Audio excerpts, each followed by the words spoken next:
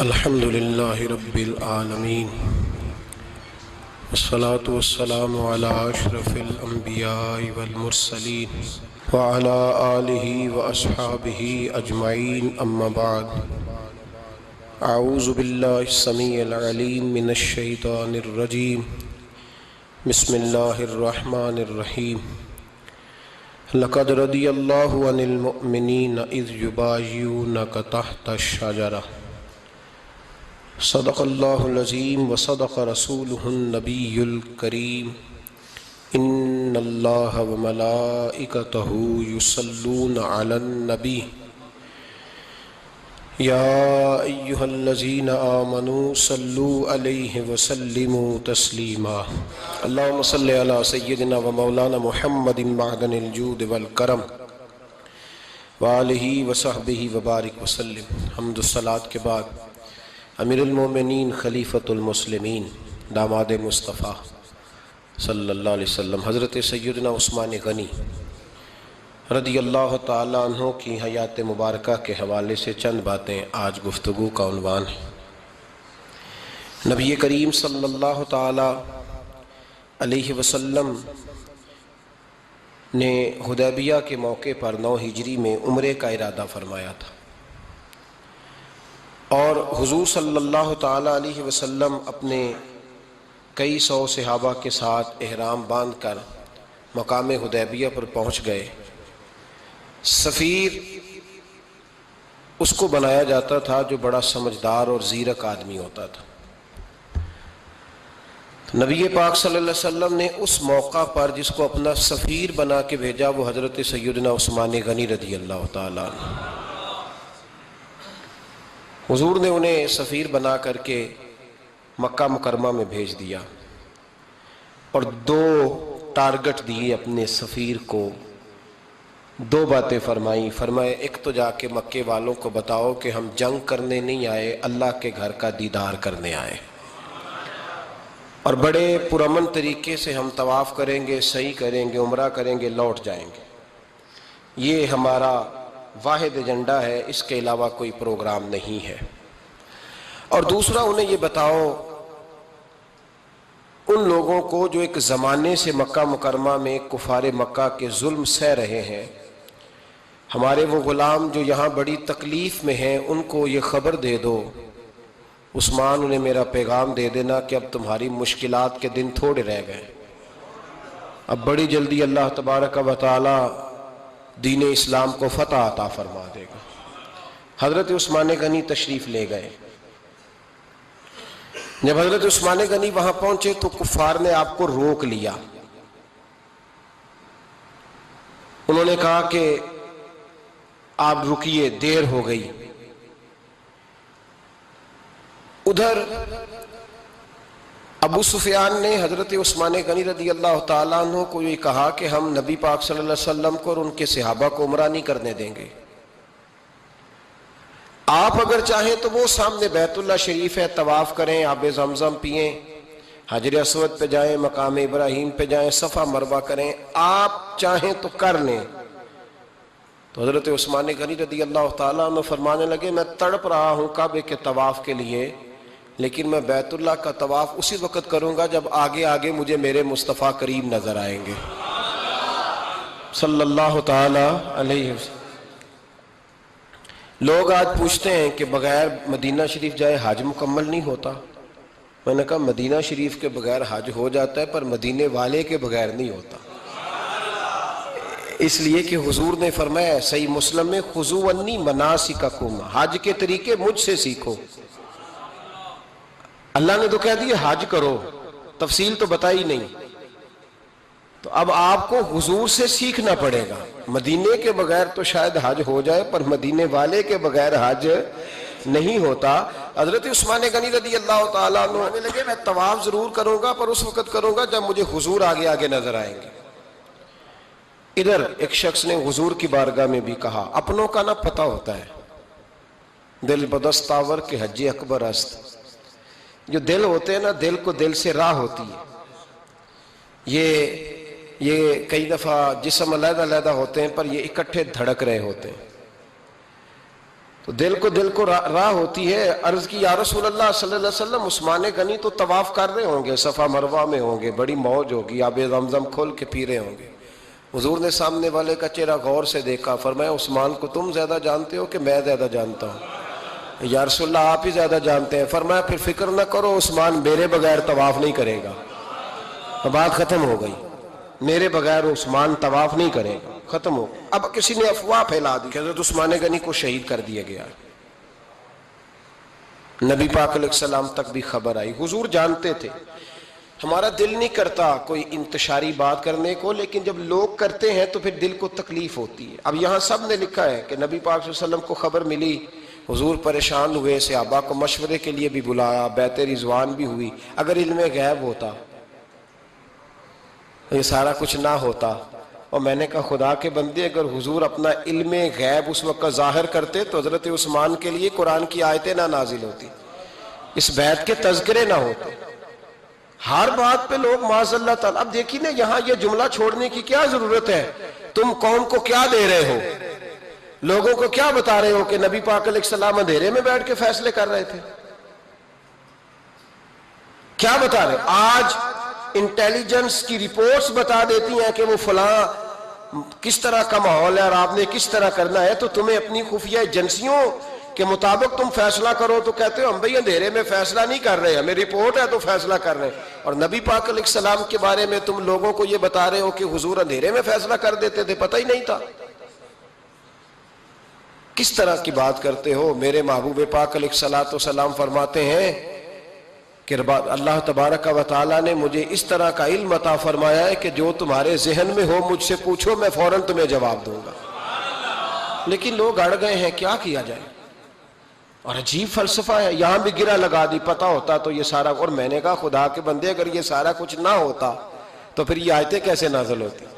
پھر صبح قیامت تک حضرت عثمان غنی کی عظمتوں کا کیسے پتہ چلتا؟ جب خبر ملی نا کہ حضرت عثمان غنی کو شہید کر دیا گیا تو حضور نے صحابہ کو بلایا, فرمایا آؤ میری بیعت کرو.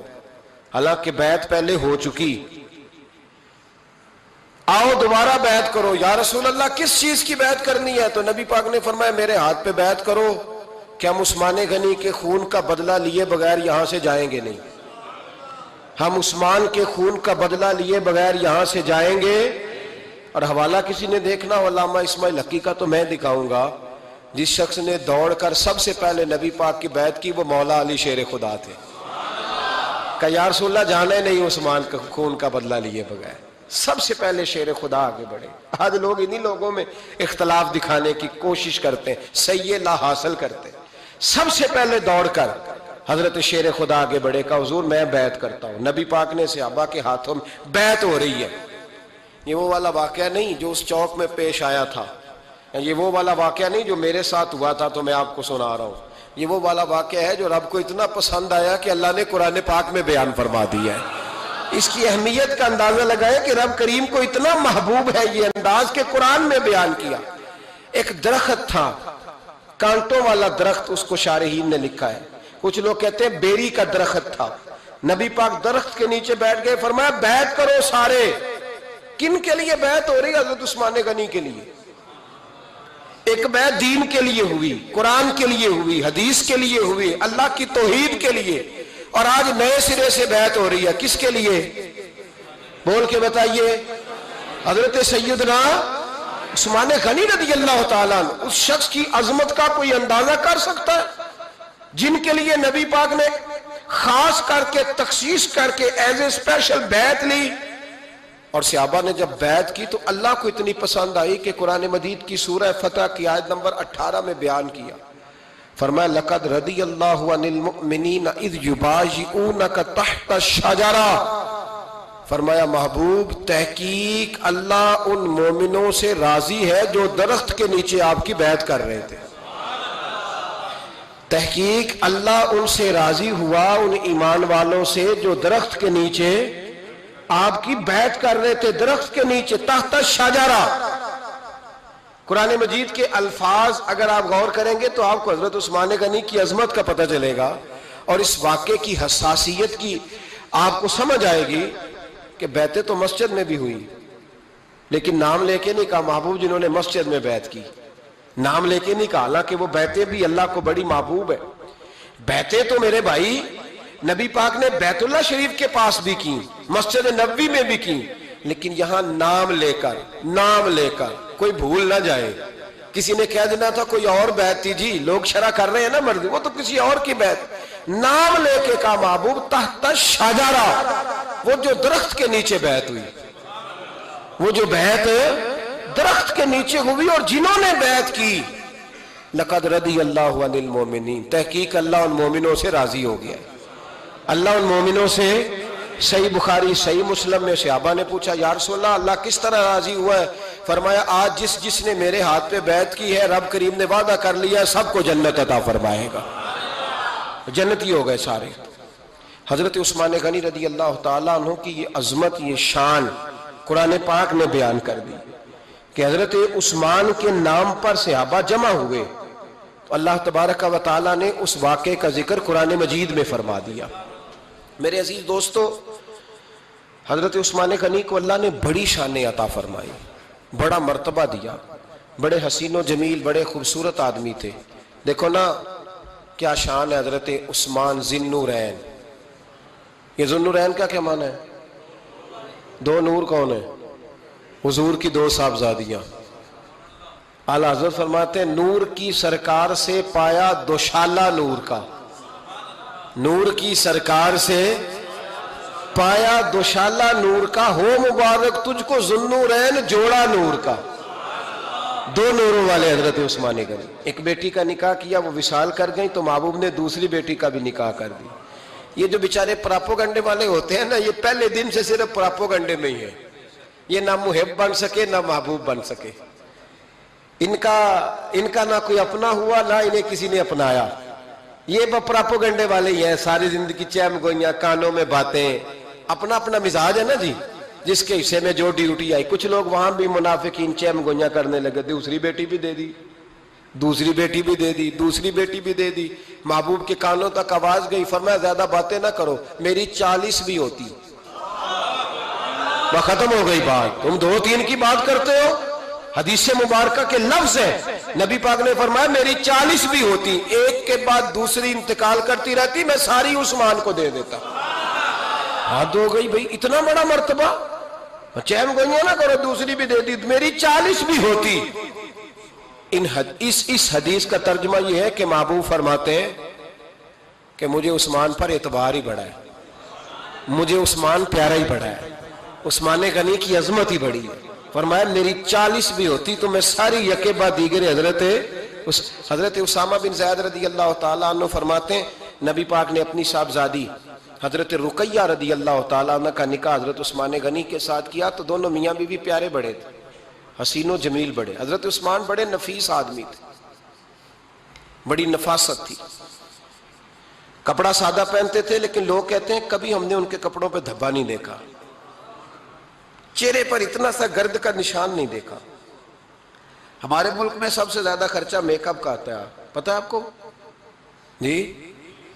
اب اگلی جو بات کرنی ہے اس پہ اپنے آپ کو وقت کتنا دیتے ہو، سجنے میں، سورنے میں، تیار ہونے میں کتنا وقت لگاتے ہو. فرمانے لگے حضرت عثمان غنی اتنا تو ٹائم ہی نہیں ہے کہ اپنے آپ کو دیا جائے. تو قبر اتنے پیارے کیسے لگتے ہو؟ فرمانے لگے اپنی وجہ سے نہیں لگتا، حضور کی وجہ سے پیارا لگتا. کب وہ کس طرح؟ فرمانے لگے نبی پاک صلی اللہ علیہ وسلم نے ہمیں وضو دیا ہے. فرمایا ایک دفعہ وضو کر کے آئینے کے سامنے کھڑا ہوتا ہوں یوں لگتا ہے اللہ نے میرے چہرے کو پہلے سے زیادہ نور عطا کر دیا ہے. دیکھیں نا باقی جسم چھپا ہوا ہے اور جو ظاہر ہے اس پر وضو کا حکم ہے. ہاتھ ظاہر ہے تو وضو کر لو، پیر پردے سے باہر ہے تو ان کو دھو لو وضو میں، چہرہ پردے سے کپڑوں سے باہر ہے تو اس کو وضو میں. تو عثمان غنی فرماتے 5 وضو تو میں تازہ کرتا ہوں، پچھلا ہو بھی تو نئی نماز تازے وضو سے پڑھتا ہوں. اور فرماتے اگر میرا قرآن مجید کھولنے کا ارادہ بن جائے تو پھر وضو 6 بھی ہو جاتے اور تہجد کے وقت اٹھوں تو 7 بھی ہو جاتے ہیں. فرماتے ہیں علیحدہ سے درود پاک پڑھنے بیٹھوں تو پھر 10-11 وضو بھی ہو جاتے ہیں. میں وضو کرتا رہتا ہوں تو اللہ تازگی عطا کر دیتا ہے. حضرت اسامہ بن زید حضور کے غلام زادے ہیں، فرماتے ہیں میں چھوٹا سا تھا تو نبی پاک کے گھر میں گوشت پکا تو سرکار کو 4 بیٹیوں سے بڑا پیار تھا. حضرت فاطمہ سے زیادہ ہے لیکن 4 بیٹیوں سے بڑی محبت تھی. حضرت رقیہ اور جناب عثمان غنی کے گھر میں اسامہ بن زید کہتے ہیں حضور نے مجھے سالن دینے بھیجا, میں چھوٹا سا تھا اور ابھی پردے کی آیتیں بھی نہیں آئی تھی, حکم بھی نہیں آیا تھا. کہتے ہیں میں سالن دینے گیا, واپس آیا تو میں نے ان دونوں کو بیٹھے دیکھا تو میں نے اتنے حسین میاں بیوی کبھی دیکھے نہیں تھے, اور میری طبیعت کھل اٹھی. فرماتے ہیں جب واپس آیا نا, سرکار نے میرا چہرہ دیکھا, میں نے تو بات کرنی نہیں تھی, حضور نے چھیڑ دی. فرمایا میری بیٹی اور داماد کو دیکھ کے آئے ہو؟ یا رسول اللہ دیکھ آیا ہوں. فرمایا ایسا حسین جوڑا دنیا میں کبھی دیکھا ہے؟ کہا یا رسول اللہ اللہ کی عزت کی قسم کبھی دیکھا ہی نہیں. یہ ظاہری حسن اللہ نے حضرت سیدنا عثمان غنی رضی اللہ تعالیٰ عنہ کو عطا. ایک بات میری یاد رکھنا, حسن ظاہر کا نہیں ہوتا, حسن ظاہر کا نہیں ہوتا, ظاہر کا میک اپ ہوتا ہے. حسن ہمیشہ باطن کا ہوتا ہے. جن لوگوں کے اندر معصومیت ہوتی ہے ان کے چہروں پہ بھی آئی جاتی ہے. کوئی نہیں سمجھ آئی شاید آپ کو. اندر اگر بندہ کڑوا ہونا, کسیلا ہو, چہرہ نہیں روشن ہوتا. اس کی دلیل حدیث میں موجود ہے. نبی پاک صلی اللہ علیہ وسلم سے صحابہ نے کہا یا رسول اللہ اللہ کا ولی کون ہوتا ہے؟ فرمایا جس کا چہرہ دیکھنے سے اللہ یاد آئے. تو ولایت کا تعلق دل سے ہے, چہرے سے نہیں. ولایت کا تعلق بولیے دل سے ہے, چہرے سے ولایت کا تعلق نہیں ہے. لیکن حضور نے دلیل کیا دی؟ چہرہ دیکھو تو اللہ یاد آئے. گویا محبوب نے فرمایا کہ دل اگر ولی کا ہو تو پھر اللہ تعالیٰ دل کی برکت سے چہرہ بھی نورانی عطا فرما دیتا ہے. چہرہ بھی نورانی. بہت سارے میں نے ایسے بزرگوں کو دیکھا جن کے رنگ گورے نہیں تھے پر نورانی تھے. ہمارے علامہ فیض احمد اویسی صاحب رحمۃ اللہ علیہ, میرے استاد گرامی, کا رنگ گورا نہیں تھا, لیکن جو بابا جی کو دیکھتا تھا فدا ہی ہو جاتا تھا. رنگ گورا نہیں تھا, گندمی تھا, لیکن کیا بات تھی چہرے کی معصومیت کی. تو یاد رکھیں حضرت عثمان غنی کے باطن میں جو حسن تھا, جو وقار تھا, وہ چہرے سے چھلکتا تھا. چند خوبیاں بڑی زیادہ تھی حضرت عثمان غنی میں, بہت زیادہ تھی چند خوبیاں. ایک بہت بڑی خوبی حضرت عثمان غنی کی جس کو نبی پاک نے بڑا چاہا, وہ تھا حضرت عثمان غنی کا سخی ہونا. مالا والے سخی نہیں ہوندے, مالا والے سخی ان کے پاس تو پیسہ وافر ہوتا ہے, کسی وقت 10,000 کا تعاون کاری دیتے ہیں کسی کے ساتھ, وہ سخی نہیں ہوتے. بھائی کسی ایک بندہ 1.5 کروڑ کی اسامی ہے تو کسی کو 20,000 کا تعاون کر دے, سخاوت تھوڑی ہے. کروڑوں روپیہ اس کے پاس پڑا ہوا ہے. مالا والے سخی, یہ میاں صاحب نے کہا ہے, مالا والے سخی نہیں ہوندے تے سخیاں کل مال نہیں ہوندا. سخیاں کل مال ہے اس لیے کہ جمع کریں گے تو رہے گا نا, وہ سخی جمع کرتا ہی نہیں. مالا والے سخی نہیں ہوندے, سخیاں کل مال نہیں ہوندا. ایتھے اوتھے دوویں جہان نہیں, سخی کنگال نہیں ہوندا. حضرت عثمان غنی رضی اللہ تعالیٰ عنہ فرماتے ہیں کہ جس دن حضور نے تبوک کے لیے جیش اسرا کے لیے اعلان کیا نا, تو حضرت عثمان غنی فرماتے ہیں کہ حضرت ابو بکر صدیق تو سارا مال لے آئے تھے, جناب عمر آدھا لے آئے تھے, مولا علی شیر خدا نے جی کھول کے دیا تھا, لیکن 800 گھوڑے بما پالان کی ضرورت تھی. یعنی 800 فوجیوں کا خرچہ, اپنے لفظوں میں بات کر رہا ہوں. فوجی کا خرچہ کیا ہوتا تھا کہ فوجی کا گھوڑا بھی چاہیے, گھوڑے کے ساتھ کجاوا بھی چاہیے, تلوار بھی چاہیے, نیزہ بھی چاہیے, تیر بھی چاہیے, لوہے کی جیکٹ بھی چاہیے. حضرت عثمان غنی کہتے ہیں نبی پاک نے اعلان کرنا شروع کیا. ایک دفعہ اعلان کیا تو میں نے کہا حضور 200 فوجی کا خرچہ میرا. تو نبی پاک نے دوسری دفعہ اعلان کیا تو کوئی اٹھا ہی نہیں. جنہوں نے دینا تھا وہ تو سارا کچھ پہلے ہی دے چکے تھے, کوئی اٹھا نہیں. کہتے ہیں مجھے بڑا عجیب لگا کہ میرے مصطفیٰ اعلان کریں. حضرت عثمان غنی فرماتے ہیں, شاہ ولی اللہ صاحب نے ازالت الخفا میں لکھا ہے کہ یوں پکڑ کے کہتے ہیں میں نے اپنا نا گریبان پکڑ لیا, عثمان تیرے نبی کو اعلان کرنا پڑ رہا. کہتے ہیں 1000 فوجی کا خرچہ چاہیے تھا, 1000 کا. عثمان کہتے ہیں تیسری دفعہ حضور نے اعلان کیا تو کہا یا رسول اللہ 200 اور ڈال لے. سنو سخی کس کو کہتے ہیں. حضرت عثمان غنی رضی اللہ تعالیٰ عنہ فرماتے ہیں میرے پاس کل خرچہ میرے پاس 800 فوجیوں کا تھا, میں سارا کچھ بھی گھر سے لے آؤں تو 1000 میں پھر بھی پورا نہیں کر سکتا تھا. لیکن جب نبی پاک نے چوتھی دفعہ کہا نا کہ اٹھو بھائی ابھی خرچہ چاہیے, عثمان کہتے ہیں مجھے لگتا تھا میرے گریبان پھٹ جائے گا. یار میرے محبوب کو اعلان کرنا پڑ رہا ہے, عثمان غنی فرماتے میں اٹھ کے کھڑا ہوا، میں نے کہا حضور اب آپ نے اعلان نہیں کرنا، آپ 1000 ہی میرے کھاتے میں ڈال دیں، میں سب کا بندوبست کرا دوں گا۔ فرماتے میں نے 200 فوجی کا خرچہ پکڑ دکڑ کے پورا کیا۔ 200 کا خرچہ، غریب اصل میں اللہ سے تجارت نہیں کرتا اس لیے امیر نہیں ہوتا، غریب اللہ سے تجارت کرے نا، اللہ سے اس کے رستے میں 200 دے کے 70 گنا کی امید رکھے یہاں بھی وہاں بھی، پھر امیر ہو جائے۔ یہ تجارت نہیں کرتا، یہ کہتا ہے اللہ کے رستے میں امیر خرچ کریں گے، میری نہیں ڈیوٹی۔ حضرت عثمان غنی کہتے ہیں میرے پاس 800 کا بندوبست تھا، میں نے 1000 کا دیا۔ حضور تشریف لے گئے، فرماتے ہیں جہاد سے جب واپسی ہوئی نا، ایک ایسا سودا تھا جس میں سے مجھے نفع کی امید ہی نہیں تھی، پر اللہ نے مجھے 11 گنا نفع عطا فرمایا۔ مالا والے سخی نہیں ہوں گے، سخیاں کل مال۔ دیکھیں نا جنت البقیع، وہ والا قبرستان جس میں کوئی دفن ہو جائے تو نبی پاک کی سفارش کا حقدار ہو گیا، وہ والا قبرستان جس کا نام ہی جنت ہے۔ وہاں نا ایک یہودی اپنے جانور باندھا کرتا تھا، تو سرکار ایک دن اس طرف گئے تو واپس آئے، حضرت عثمان غنی قریب کھڑے تھے، نبی کریم صلی اللہ تعالی علیہ وسلم نے فرمایا عثمان اس جگہ کی طرف ذرا چکر لگانا، جگہ بڑی اچھی ہے۔ عثمان غنی گئے، جگہ خرید کے واپس آ گئے۔ حضور نے فرمایا ہوا ہے؟ عرض کی حضور خرید آیا ہوں۔ فرمایا میں نے تو چکر لگانے کا کہا تھا۔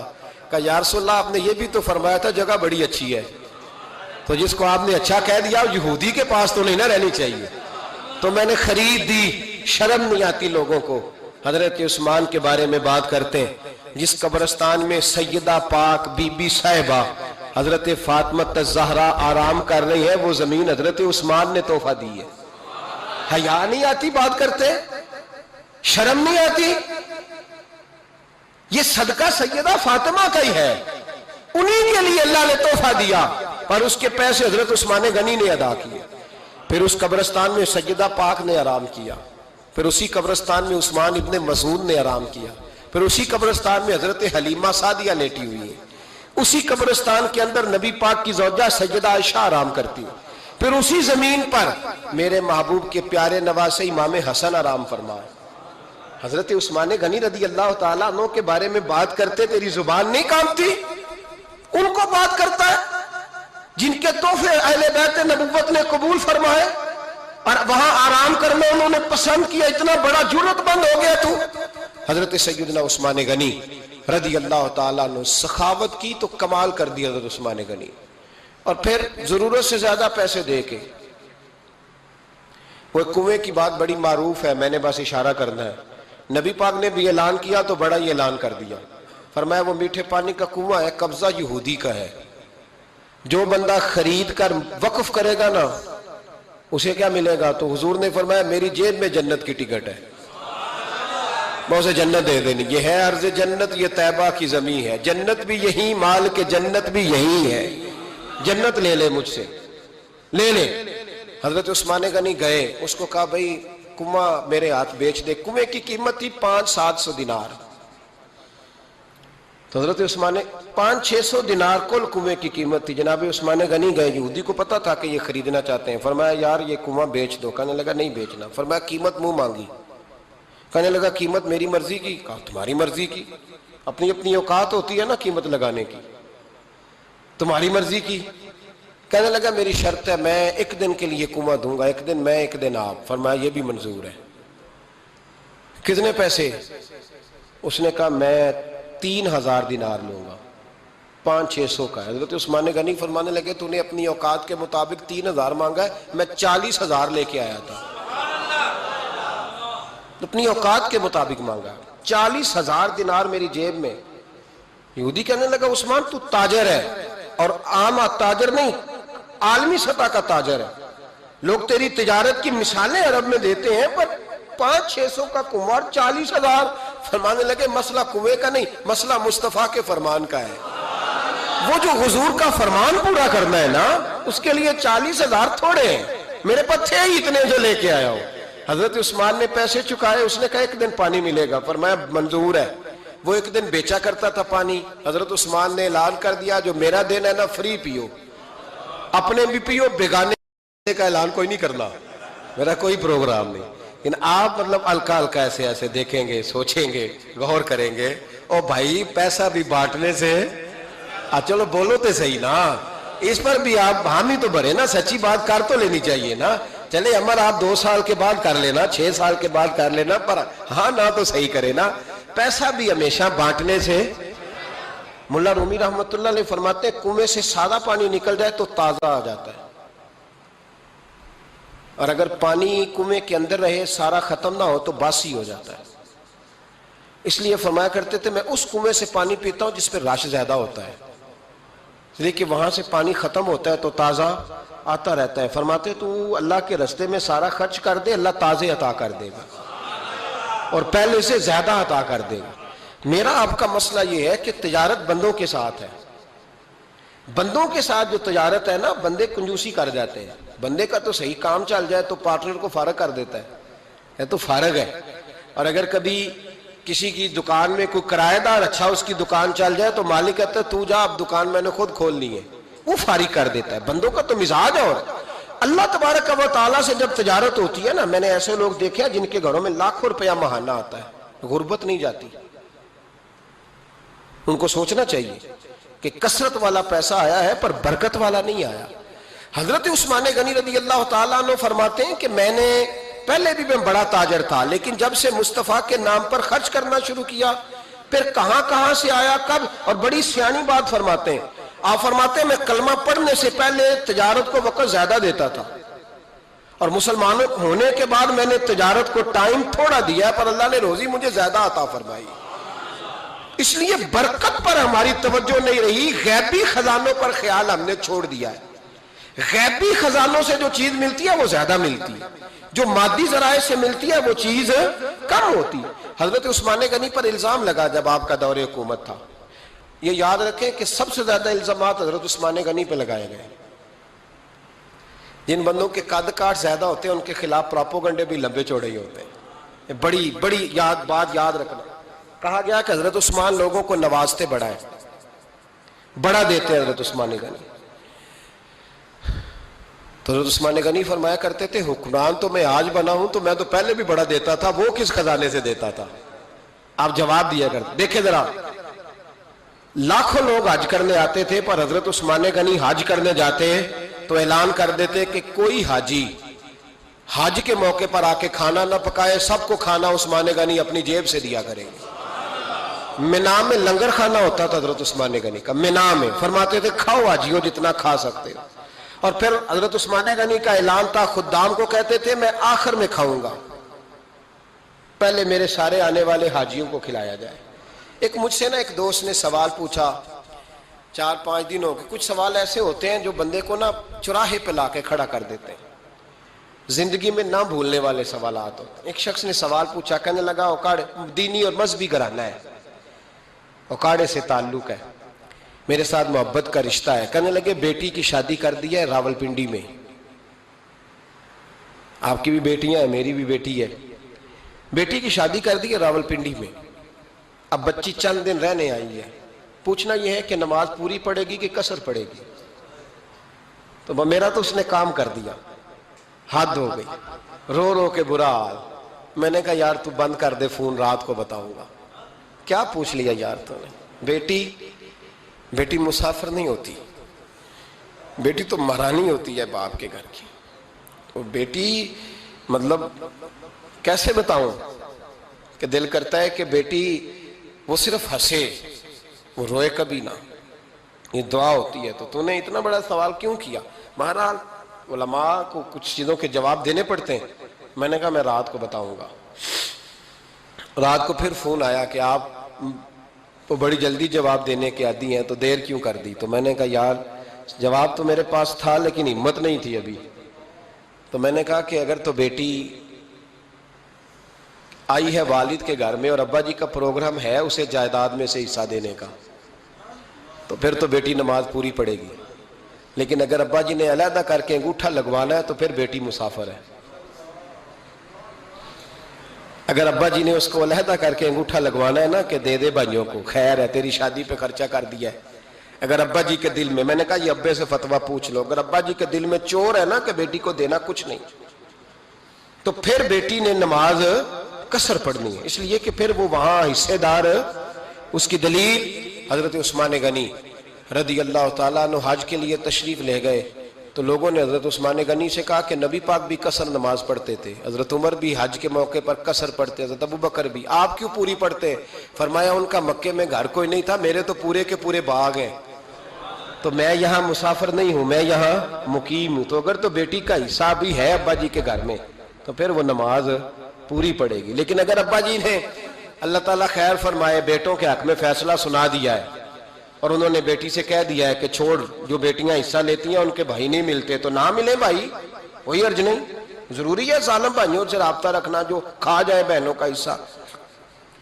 والد ظالم ہے، ظالم ہے باپ، بیٹے کو حصہ دیتا ہے بیٹی کو نہیں دیتا۔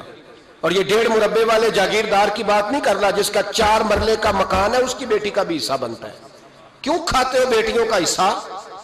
ڈر نہیں آتا اللہ تعالیٰ سے؟ کیوں کھاتے ہیں لوگ بیٹیوں کا حصہ؟ جب اللہ رسول نے رکھا ہے تو کیوں کھا جاتے؟ اور پھر کہتے ہیں جناب بڑا پیار ہے بیٹی سے، رونے دھونے کے لیے پیار ہے۔ تو یاد رکھیں حضرت عثمان غنی رضی اللہ تعالیٰ عنہ کا لنگر چلتا تھا۔ تو میرے بھائی ایک اور بہت بڑی خوبی حضرت عثمان غنی کی تیسری وہ یہ تھی کہ آپ میں اللہ نے بہت زیادہ حیا رکھی تھی۔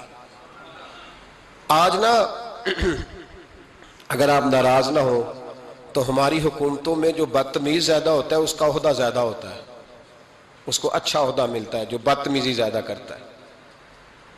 اور ہمارے ہاں نوجوان سمجھتے ہیں کہ کھل کے پھرنا، کھل کے کھانا، مرضی کا لباس پہننا۔ ہمارے ایک بزرگ فرمایا کرتے تھے جب سے پیسے لوگوں کے پاس زیادہ آئے ہیں لباس چھوٹے ہو گئے، پیسہ زیادہ آ گیا کپڑے جسموں پہ سکڑ گئے۔ لوگ سمجھتے ہیں کہ بس جو دل میں آئے کہہ دینے کا نام جمہوریت ہے، آزادی رائے ہے۔ حضرت عثمان غنی رضی اللہ تعالیٰ عنہ شرم و حیا کے پیکر تھے، بڑا پیسہ تھا، بڑا کچھ تھا، لوگ ڈرتے تھے، سردار بھی تھے، جو چاہتے کر سکتے، روب طاری ہوتا۔ لیکن عثمان غنی کو جب بھی کوئی دیکھتا تھا کسی کونے میں بیٹھے نظر آتے تھے، چھپے ہوئے، پیچھے، شرم و حیا، نفاست پسندی، بڑھ بڑھ کے آگے ہونا، ہر ویڈیو میں شامل ہونے کی کوشش کرنے کا نام پیار نہیں ہے۔ نفاست پسند جو لوگ ہوتے ہیں وہ اکثر چھپے ہوئے ہوتے ہیں، ان کا پتہ ہی نہیں ہوتا لوگوں کو کہ پیچھے دراصل ہے کون۔ دیکھیے نا بڑی معروف حدیث ہے صحیح مسلم میں، نبی پاک صلی اللہ علیہ وسلم آرام فرما رہے تھے، حضور نے تامت مبارک باندھی ہوئی تھی، لیٹے ہوئے تھے سرکار۔ تو جب آدمی لیٹتے تھے نا، ہمارے بزرگ بھی جب لیٹتے ہیں تو تامت کو سمیٹا کرتے تھے تو گھٹنوں تک آ جاتی تھی، دیکھا نا آپ نے، گھٹنوں تک تامت آ جاتی جب لیٹتے۔ تو سرکار بھی لیٹے تھے، پردے کی ابھی آیتیں نہیں آئی تھی، دروازے پہ دستک ہوئی، حضرت عائشہ صدیقہ عرض کرنے لگی یا رسول اللہ میرے ابا جان جناب ابو بکر صدیق آئے۔ حضور نے فرمایا بلا لو۔ حضرت عائشہ کہتی ہیں وہ آ کے بیٹھ گئے، حضور لیٹے رہے، پھر دستک ہوئی، اب کون ہے؟ کہا سیدنا فاروق اعظم۔ کہا عائشہ آپ ساتھ والے حجرے میں چلی جاؤ۔ اماں جی وہاں چلی گئی۔ تھوڑی دیر کے بعد حضرت عمر آئے، حضور لیٹے رہے، جناب عائشہ کہتی ہیں پھر دستک ہوئی، اب کون ہے؟ فرمایا عثمان غنی۔ نبی کریم نے فرمایا اسے کہو ذرا ٹھہر جائے۔ حضرت عثمان ٹھہرے تو حضور اٹھ کے بیٹھے، تہمت مبارک کو ٹھیک کیا، پھر اپنے کرتے مبارک کو سیدھا کیا، پھر دستار کو سیدھا کیا، فرمایا اب بلاؤ عثمان غنی کو۔ حالانکہ جاہو جلال حضرت عمر کا زیادہ ہے، حالانکہ وقار مقام حضرت صدیق اکبر کا زیادہ ہے، اب بلاؤ عثمان غنی کو۔ حضرت عثمان غنی رضی اللہ تعالیٰ عنہ آئے، بیٹھے، بات چیت ہوئی، تینوں چلے گئے۔ حضرت عائشہ صدیقہ کہتی ہے میرے ذہن میں سوال رہ گیا، میں نے عرض کی یا رسول اللہ صلی اللہ تعالیٰ علیہ وسلم وہ 2 لوگ آئے، آپ بیٹھے رہے، عثمان آئے تو آپ نے اہتمام کیا، کیا لفظ ہے، اور لفظوں میں تاثیر ہے، اور جملے 2 کہے نبی پاک نے لیکن کتنا بڑا ان کا مرتبہ بیان کیا۔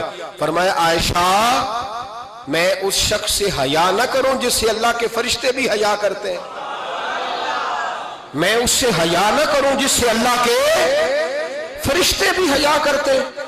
حضرت عثمان غنی فرمایا کرتے تھے میں نے جب سے حضور کا چہرہ دیکھا ہے دوبارہ پلٹ کے اپنی شرمگاہ بھی کبھی نہیں دیکھی، گویا میں نے اپنی آنکھوں کا وضو نہیں توڑا جب سے حضور کا۔ فرماتے جب سے یہ ہاتھ نبی پاک کو بیعت کے لیے دیا ہے پھر گندگی میں نہیں جانے دیا میں نے سیدھا ہاتھ۔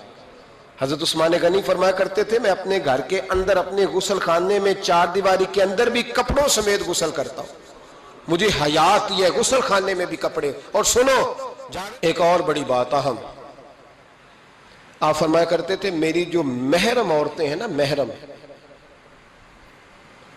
پھپھی خالہ، میری جو محرم عورتیں ہیں، فرمایا کرتے تھے میں نے کبھی ان کے بھی چہرے آنکھ بھر کے نہیں دیکھے، ان کے بھی چہرے کبھی میں نے آنکھ بھر کے نہیں دیکھے. جو میری محرم عورتیں ہیں، پھپھی خالہ، فرماتے تو ان سے بھی جب بات کرتا ہوں تو میں چہرہ جھکا کے. ہمارے ہاں تو کزن ایک دوسرے سے سلام لیتے ہیں، لڑکیاں لڑکے کزن ایک دوسرے سے سلام لیتے ہیں. بچیاں آیا کرتی تھی تو میری کبھی کبھی مجھے بتایا جاتا تھا، میں نے ایک پابندی لگا دی، بچیاں جب مدرسے میں آتی تھی کہ جو دور سے بچی آئے اس کو جس آدمی کا نام لکھا ہو بتایا جائے وہی لینے آئے. ایک دن مجھے اطلاع دی گئی کہ آپ تھوڑی دیر آئیں. میں گھر گیا تو مجھے بتلایا گیا کہ ایک بچی ہے تو اس کو جو پہلے لینے آتا تھا وہ نہیں آیا، کوئی اور آیا. میں نے اس کے بھائی کو فون کیا کہ آپ لینے نہیں آئے. کہنے لگے یہ کزن ہے ہمارا، اس کے ساتھ بھیج دیں، آپ ہمارا ہی کزن ہے، خالہ زاد ہے.